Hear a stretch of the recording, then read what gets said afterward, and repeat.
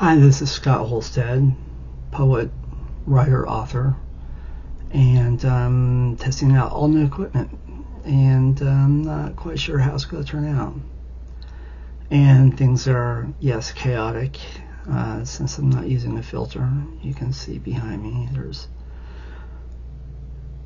a lot of stuff everywhere. I've been in the hospital for a while. I have had emergency surgery, and I go back Tuesday for pre-op for another bigger surgery in a couple more weeks.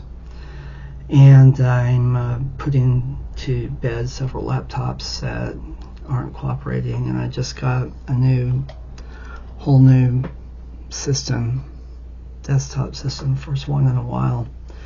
And I've really missed that. I used to get really and have and use really nice high-end custom designed and built systems, but that's neither here nor there.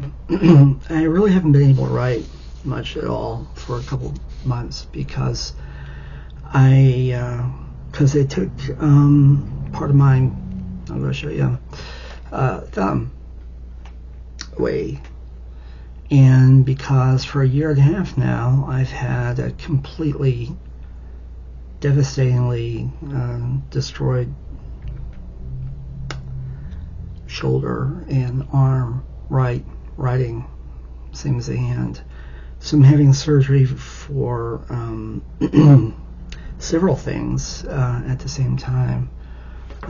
They have to do rotator cuff surgery. My bicep is torn. They're actually literally going to take it out. The ball joint and shoulder and everything. So I haven't been able to get much writing done, and I was on a mad pace for I think, personal record for most things published in 1 year. Now, I think, honestly, I actually got that record a couple weeks ago. But mostly because I had such a prolific first half of the year. Things really slowed down in August and really slowed down in October. But that's not why I'm here. I decided I've been wanting to test out the new system, the new camera, the new everything, and I've been wanting to read some stuff. I've tried recently, and it hasn't worked out very well. I'm still having real problems. In fact, I may have had a incident occur last night, which I've had happen before and worse, but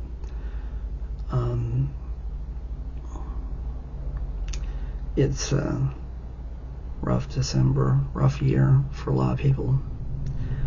And I thought, instead of reading some poems, old ones, or some poems from my new book, which is why I started doing these videos in October, to support my first new book of poems in years, Surviving Immortality Again, Scott C. Holstad, published by Alien Buddha Press, available Amazon, and a very nice 132-page paperback, 90 poems.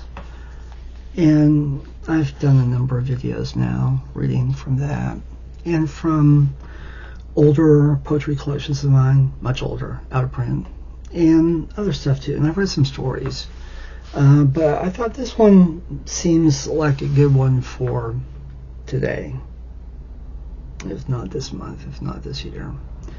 It's called DAZED, D-A-Z-E-D, and it's an older piece of mine that is metafictional.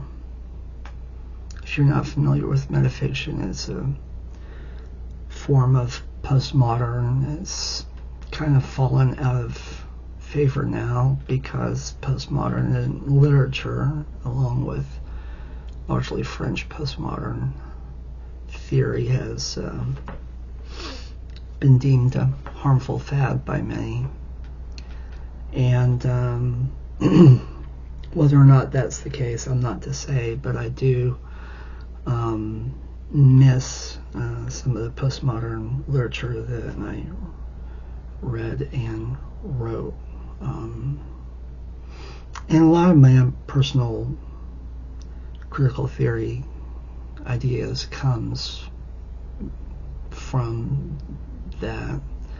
I usually advise people to, look to reader response theory in reading my stuff, which is obviously not the same as what Derrida and Foucault and some of the others would have been known for. But once it leaves me, I tend to feel, and this is the case for any author or writer, the reader has a right and obligation perhaps to interpret for themselves and maybe spend less time wondering what the hell the writer was thinking or taking or doing, and how they feel about it and how the reader engages with it. With metafiction, if you are not familiar, and I'm not going to really go into it at length, it's known largely because the author injects him or herself into the text intentionally, and you get wordplay, you get meaning and reality play, all the stuff that they've come to hate about postmodern theory. This is literature. This is not the hardest metafictional piece. This is rather loose, but and it's short. It's maybe a couple thousand words. But I enjoyed writing it, and I've written a number of things like it, and derivatives and whatnot. And days is sort of how I feel today in this month. And maybe this is just a good time to for a little postmodern fun. I believe I owe a thanks to the esteemed publication Horror Sleaze Trash for publishing this on August 4th, 2024. It may have been the first story of mine that they had published. They've been very generous to me over the past few years, stories and poems. And this isn't typical of the stuff that they usually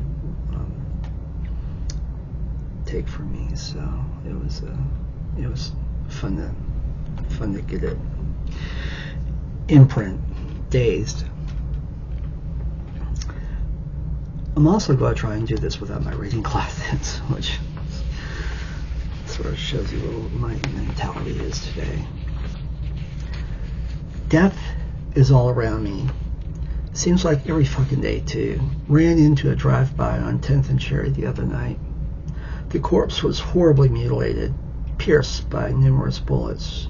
Broken body lying scattered against the graffiti-sprayed cinder block wall. I didn't stick around. Saw a 6-car pileup on the 405 today. 2 bodies covered with increasingly red sheets. Eerie feeling, just seeing the feet stick out. One was missing a shoe. One of the cars, an old beat-up looking Dodge, had a shattered red stained windshield. This seems to be the month for death. My girlfriend's grandpa passed away. 2 of the girls in her office lost people. One of my friends lost her cousin in a wreck. A college buddy was gunned down in cold blood for his bike. His fucking bike. My mother called to tell me that one of my high school friends died in a car wreck in Virginia. This girl always wanted to get married, never did. Just got engaged and jilted. The publisher interrupts this story to state that violence of any sort is not to be condoned, and any mention of violence, violent activities, or violent desires is hereby the sole responsibility of the author's protagonist, whomever he or she ultimately will be. And you know what else he said? That cocksucker said he'd like to grudge fuck her off a mountain, rape her, pull her guts out, eat her for dinner. Now, you know what I think about that? Oh, you're back. Sorry for that interruption. You see, I don't get to exercise full control. I don't have sole authority. And I have to deal with motherfuckers like the publisher and those other goddamn writer fuckers. Anyway, like I was saying, last night we heard a blood-curdling scream if there ever was one. Went on and on. We're actually kind of used to them by now. It's our neighborhood. After a few minutes, it suddenly stopped. A couple moments later, and the thump, thump, thump of the chopper blades started for only the umpteenth fucking time that day. And the spotlights shone and glaring all around, and we peeked through the blinds to see the street being blocked off by the coppers, and we knew it had happened again. When they finally found the body, "We're sorry, but we cannot allow the description of the corpse to appear due to its grisly nature. Family publications like this must maintain their veneer of respectability. Must uphold community and family moral standards." And it was disgusting to see. I'm sure it'll dry. God knows the apartment down the hall stunk for days after that old witch offed herself, but it eventually went away, and the present occupant states that only rarely does he ever smell anything closely resembling death and decay, and usually he's all doped up anyway with a giant butt plug up and too, so it doesn't really fucking matter. Julius dug death anyway. He kept hoping to go in a fiery car wreck. That's why he bought his little red Fiat. So when he did it on the 405 or the 710, it'd be immediate and bloody. But I don't know about all that. All I know is I occasionally get a strange sensation when I look at razor blades, especially when water's running. I dreams, you know. The walls are absolutely soaked with a mixture of cum and blood. It gets kind of pasty. I wonder how you could market that. Orgasmic glue for the bloodthirsty generation? You ever seen someone get decapitated? I have. Another car wreck. Little blonde girl. Friend with her. Little Volkswagen.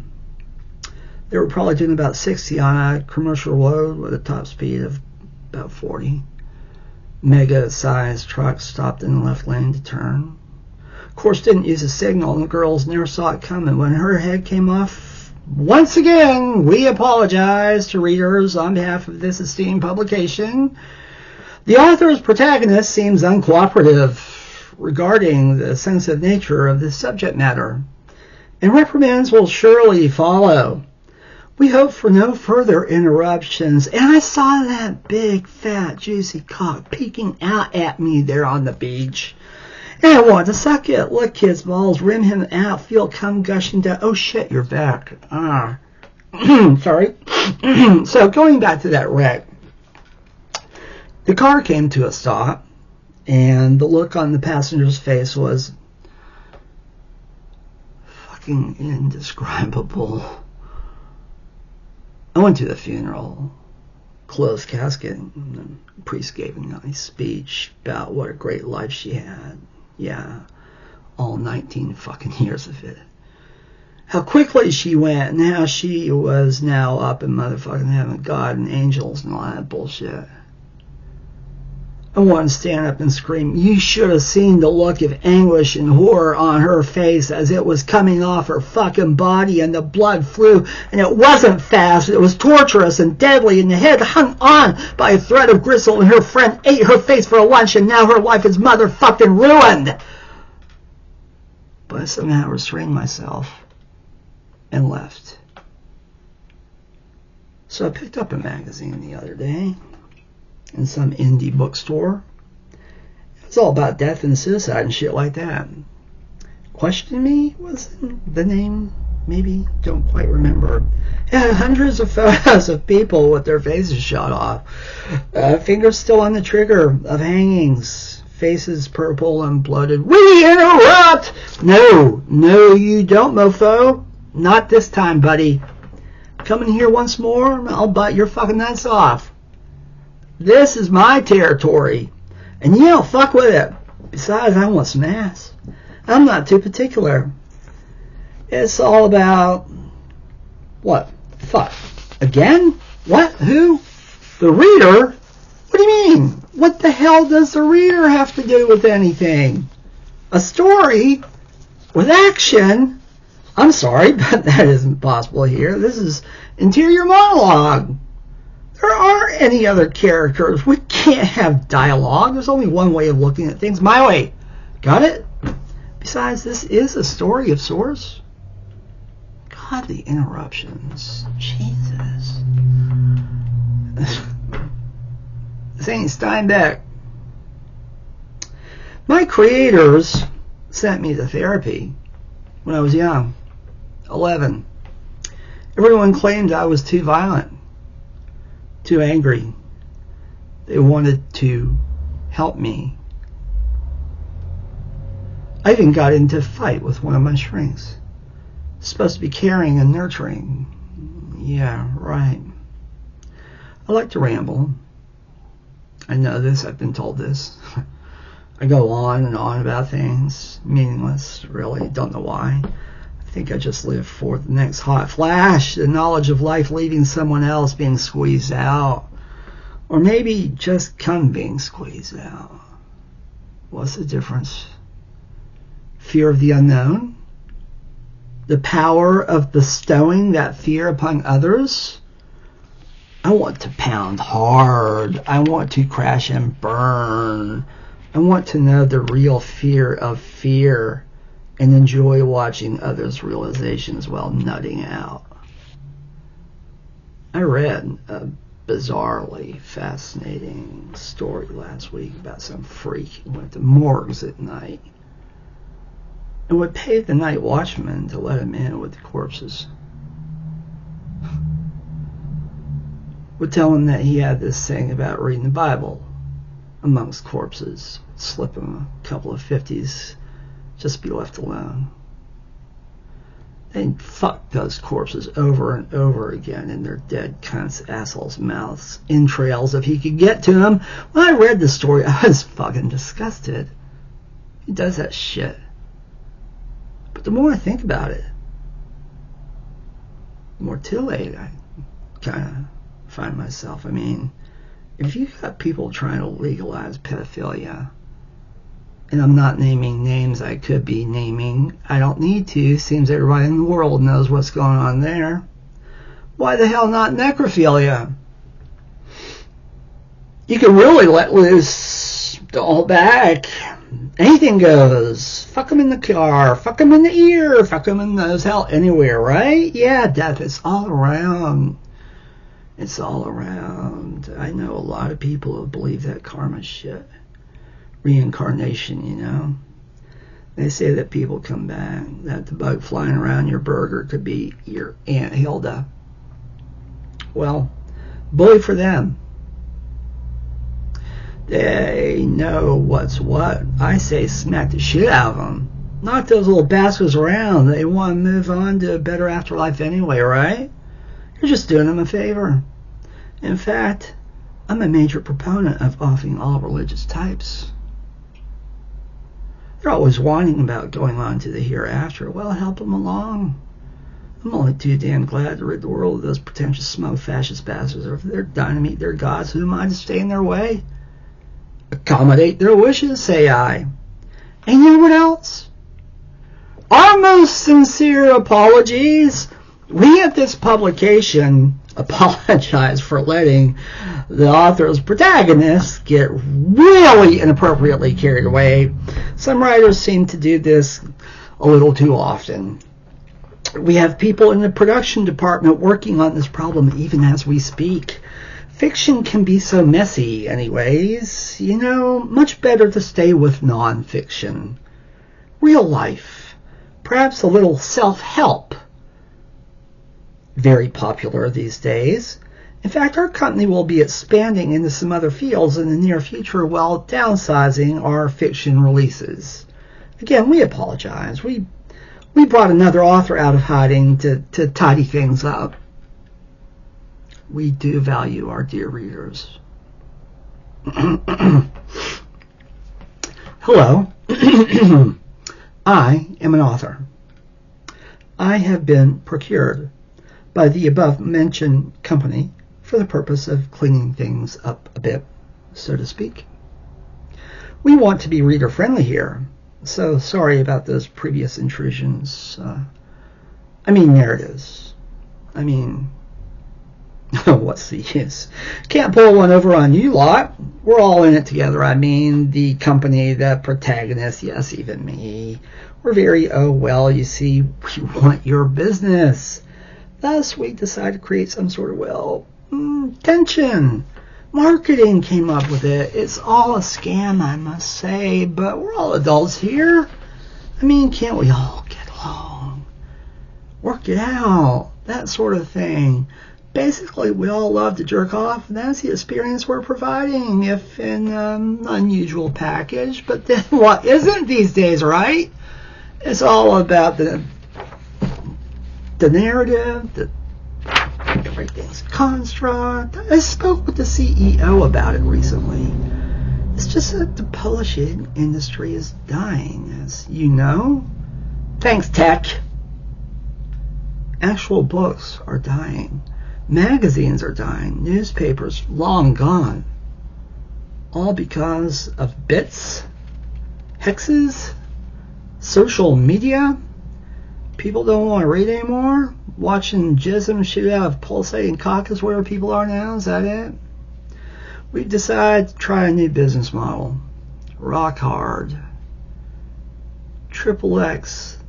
Lit cum dumps wrapped around ultraviolence that Anthony Burgess never could compete with. After all, many think they go hand in hand, and maybe all it takes will be underlying suggestions found here to really get people's rocks off. Who knows? Call it a modern DAZED. If this new model jerks or takes off, we plan to incorporate digital, interactive, but we're still trying to ensure that this is a quality interactive experience without J.G. Ballard in yet. But that'll be up to the readers if so inspired. What? Sick? Twisted? Crime? I think that is a bit strong. Not real stories? Of course they are. Well, they're meant to be. Plot? Of course they have one.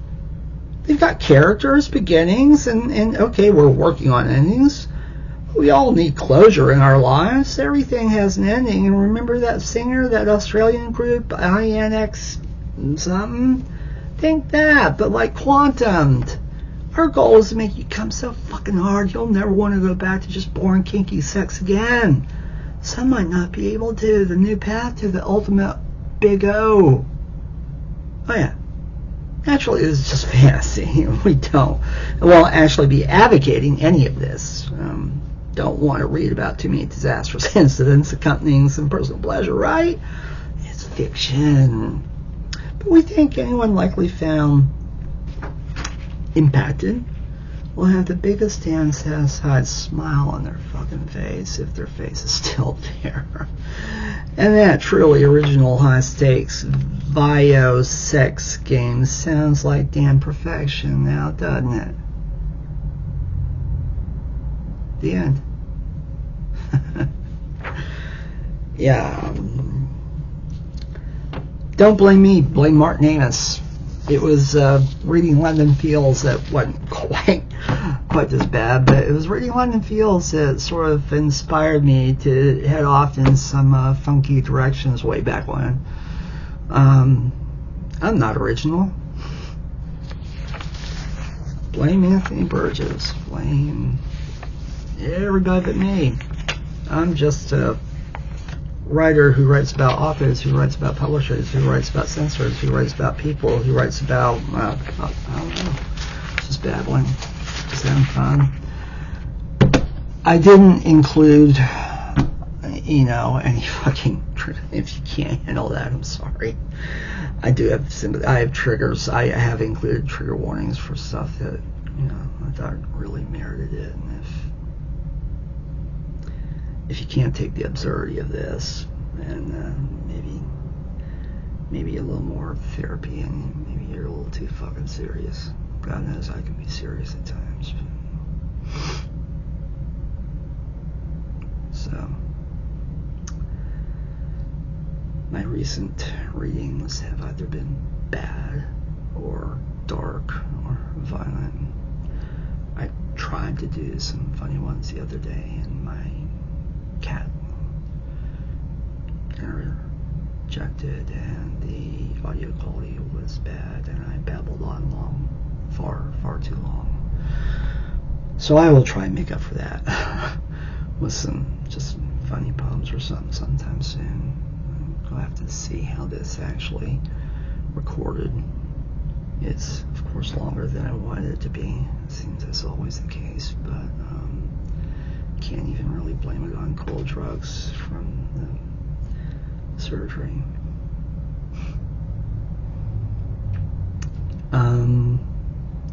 If anyone sees this and is a fan or hates postmodern writing, or if this is new to them, metafiction, feel free to leave a comment. Feel free to say cool or gross or funky, or ask for suggestions for known postmodern metafiction writers and authors, mostly in the second half of the 20th century, still some today. It's experimental, obviously.